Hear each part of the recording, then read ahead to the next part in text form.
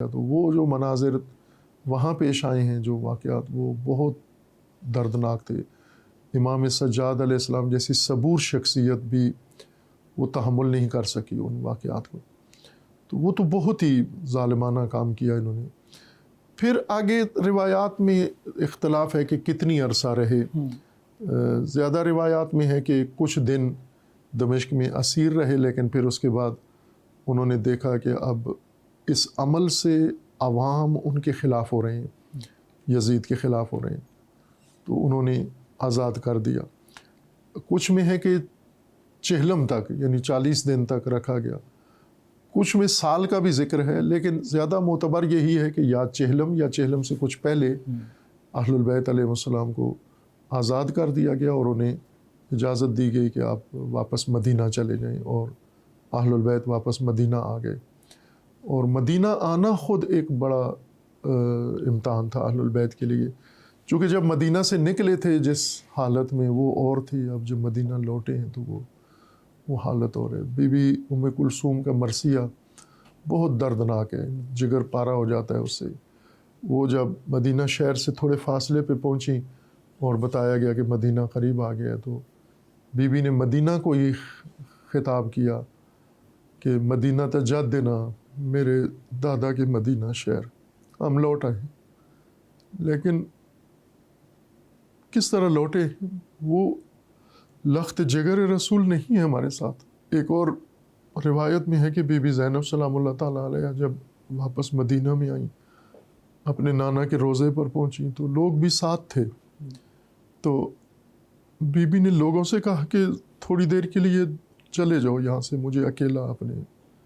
جد کے روضے پہ تھوڑی دیر اکیلا بیٹھنے دو۔ تو لوگ چلے گئے، صرف اہل البیت کے افراد کچھ رہ گئے۔ تو وہاں پر بی بی فرماتی ہیں کہ جدنا، اپنے نانا رسول اللہ کو خطاب کر کے، کہ میں بتا نہیں سکتی ہوں کہ ہمارے ساتھ کیا ہوا ہے۔ اور وہاں ایک جملہ بی بی نے کہا کہ اگر شرم و حیا مانے نہ ہوتی، میں اپنی پشت دکھا سکتی، نانا تازیانوں سے سیاہ ہو چکی، کربلا سے شام تک تازیانے مارتے رہے ہمیں۔ وہ یہ ظلم تھا جو کربلا میں جو ہوا وہ دردناک تھا، لیکن جو کربلا کے بعد ہوا وہ زیادہ دردناک تھا۔ اور یزید ملعون کا کیا بنا؟ طبعی موت مرا یا قتل ہوا؟ اب اس بارے میں کوئی اس طرح موثق قتل کی تو نہیں ہے داستان کے قتل ہوا۔ میرے خیال میں وہ جو اس کی اپنا لائف سٹائل تھا، جو عیش و نوش والا تھا، وہ مرا ہے، خود مرا ہے وہ۔ لیکن تاریخی اقوال ہیں، ہر قسم کا احتمال دیا گیا ہے، لیکن کوئی مستند قول اس طرح سے ثابت شدہ نہیں ہے۔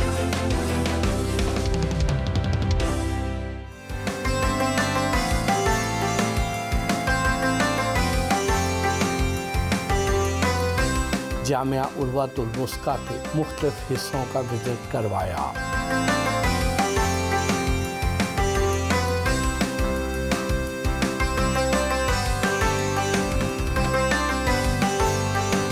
میرے خیال میں کوئی 2.5-3 لاکھ کتابیں یہاں پر واہ واہ واہ الحمدللہ موجود ہیں، اور بڑے ڈسپلن کے ساتھ۔ ہاں جو آپ دیکھیں جو لکھا ہوا ہے، جی بالکل، کہ ریکس کے اوپر لغات ہیں یہاں پر، یہ انسائکلوپیڈیاز ہیں، دائرۃ المعارف ہے یہ، اور یہ ادبیات ہیں، نظم و شعراء ان کی ہیں، یہ بکس ہیں۔ یہ ڈیجیٹل لائبریری سیٹ اپ لگا ہوا ہے۔ اس کا وہ سرور روم ہے وہاں جو گھڑی نظر آ رہی ہے، مین سرور ہے جس میں ای بکس ہماری اور دنیا کی جتنی بھی لائبریریز ہیں معتبر، ان کے ساتھ کنیکٹیویٹی بھی ہے، کہ اس جگہ پر بیٹھ کر جو اسٹوڈنٹ ہے، اسکالر ہے، وہ جو بھی کتاب چاہے تو اس کو اپنے اس سسٹم کے اندر مل جائے گی۔ اس کو پاسورڈ دیا جاتا ہے، اس پاسورڈ کے ساتھ وہ جاتا ہے، پھر سرور سے ڈیمانڈ کرتا ہے کتاب کی، تو سرور اس کو خود آٹومیٹیکلی وہ کتاب چن کے اس کو دے دیتا ہے۔ یہاں پر ایگزام بھی ہوتے ہیں،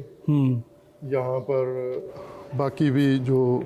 تعلیمی نوعیت کی اجتماعی سرگرمیاں ہوتی ہیں وہ ساری اس ہال کے اندر ہوتی ہیں اکٹھی ہو سکتی اور یہاں مطالعہ ہوتا ہے اسٹوڈنٹ کا اجتماعی مطالعہ ہوتا ہے اور مباحثہ بھی ہوتا ہے مباحثہ یعنی علمی ڈسکشن اسٹوڈنٹس کی آپس میں گروپ ڈسکشن وہ بھی یہاں ہوتی ہے یہ اسکول ہے ہمارا اس کے اندر ابھی چھٹیاں ہیں ابھی کل پرسوں ہی ہوئی ہیں جی بالکل جی اور خالی ہے اس وقت اس میں کلاس رومز ہیں تقریباً شاید 35 یا 45 کے لگ بھگ کلاس رومز ہیں اس کے اندر اور سٹینڈرڈ کلاس روم ہیں اچھے اس کے اندر کمپیوٹر لیب ہے اندر بنی ہوئی اس کے اندر بہترین ایک اچھی ماڈرن قسم کی اور باقی سہولتیں جی یہ جو عمارت ہے یہ کب بنی سر یہ 2010 میں یہ فیز پہلا بنا ہے یہ 3 ایکڑ والا البتہ لائبریری نہیں تھی اس میں جی وہ ایڈمن بلاک جہاں ہم بیٹھے ہوئے تھے وہ بلڈنگ تھی اور یہ اسکول بلڈنگ اور پیچھے ٹیچرز کی رہائش یہ 3 ایکڑ کے اوپر 2010 میں یہ پہلا فیز بنا ہے اور پھر 10 سال کے اندر یعنی 2020 تک یہ باقی سارا کمپلیکس الحمدللہ مکمل ہو گیا تھا یہ ہمارا ہاسٹل ہے بچوں کا اور یہ نیچے ڈائننگ ہال ہے ڈائننگ ہال بھی ہے یہ اس سے بھی بڑا ہے یہ بہت بڑا ہے یہ اور یہاں پر ہمارے اس جامعہ میں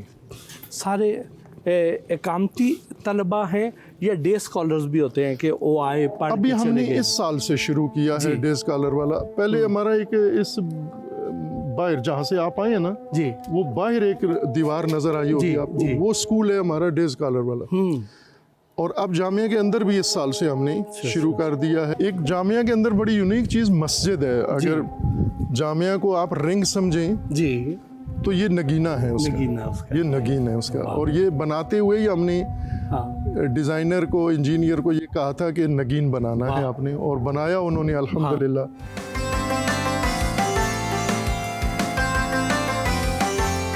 کورڈ ایریا کے لحاظ سے یہ انجینئرز کا کہنا یہ ہے کہ یہ پاکستان کی سب سے بڑی مسجد ہے کورڈ ایریا کے لحاظ سے ویسے بڑی بڑی مساجد ہیں جن میں اوپن ایریا کورڈ ایریا ملا کے بڑی ہیں وہ اس محراب کے اندر سارا پتھر کا کام ہے یہ اس میں وہ رنگ نہیں ہوا پتھر ہے سارا یہ ڈیزائننگ ساری پتھر کی ہوئی ہے